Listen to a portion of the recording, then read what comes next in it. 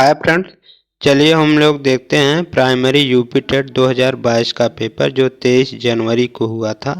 23 जनवरी 2022 को ये मॉर्निंग का पेपर फर्स्ट है और बुकलेट सीरीज डी है।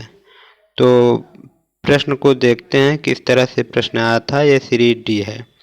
तो चलिए हम प्रश्नों पर चलते हैं और एनालिसिस करते हैं किस तरह से पेपर आया हुआ था। तो भाग 1 पार्ट 1 है और बाल विकास एवं शिक्षण विषय के 30 प्रश्नों को हम देखते हैं और उत्तर सहित किस तरह पेपर आया हुआ था। तो चलिए देखते हैं पहले प्रश्न से। इसमें पहला प्रश्न दिया गया है, मूल प्रवृत्तियों को 14 प्रकार से किसने वर्गीकृत किया है। पहला प्रश्न इसमें दिया गया है कि मूल प्रवृत्तियों को 14 प्रकार से किसने वर्गीकृत किया है।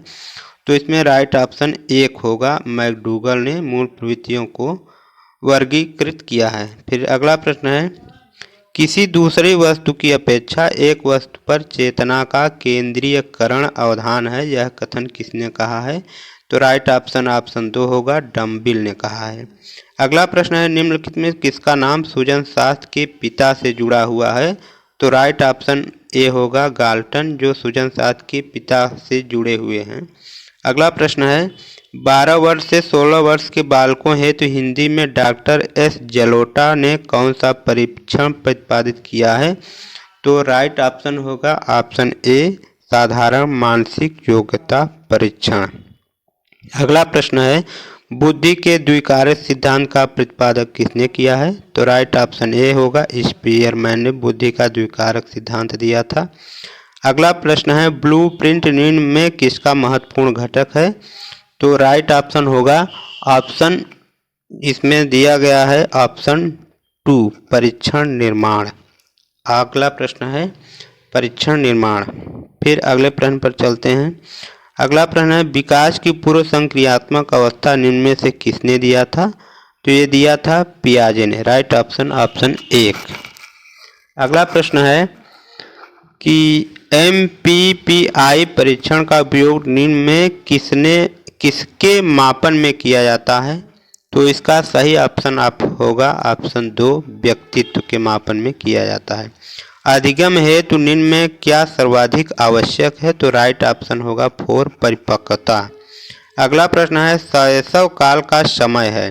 तो राइट ऑप्शन है ऑप्शन 4, जन्म से 6 वर्ष शैशव काल का समय होता है। अगला प्रश्न है, कोहलर निम्न में किससे संबंधित है।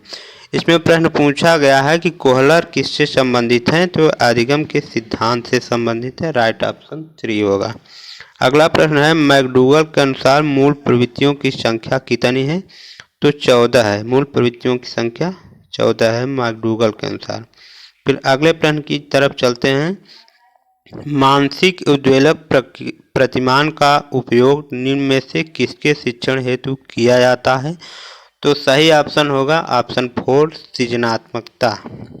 अगला प्रश्न है, निम्न में किसके उपयोग में कुत्ता एक विषय था। तो पावलो ने कुत्ता पर जो है प्रयोग किया था। अगला प्रश्न है, मौलिकता, नामीयता एवं प्रवाह निम्न में किसके घटक हैं। तो यह किसके घटक हैं पूछा गया है। तो सृजनात्मकता के घटक हैं।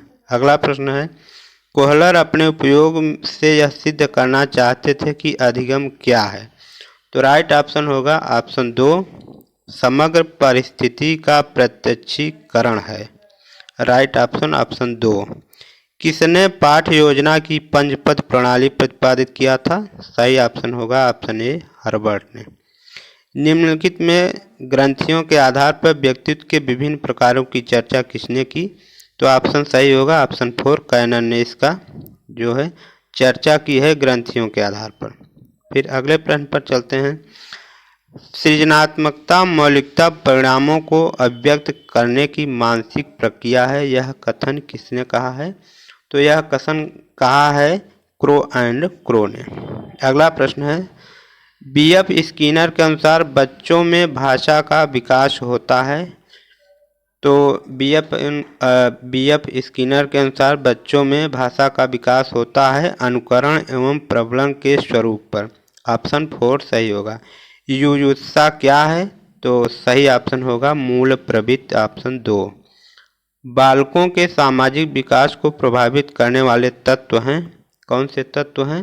तो ऑप्शन होगा सही 1 सामाजिक परिवेशजन्य तत्व सही होगा। अगला प्रश्न है शारीरिक विकास का एक प्रमुख नियम निम्न में से कौन सा है? तो राइट ऑप्शन होगा ऑप्शन 4 द्रुतगामी विकास का नियम, ऑप्शन 4 सही होगा। अगला प्रश्न है निम्नलिखित में कौन सा विकास का सिद्धांत नहीं है? प्रश्न पूछा गया है कि विकास का सिद्धांत कौन सा नहीं है? तो ऑप्शन 2 अनुकूलित प्रत्यावर्तन का सिद्धांत, ये विकास के सिद्धांत में नहीं आता है।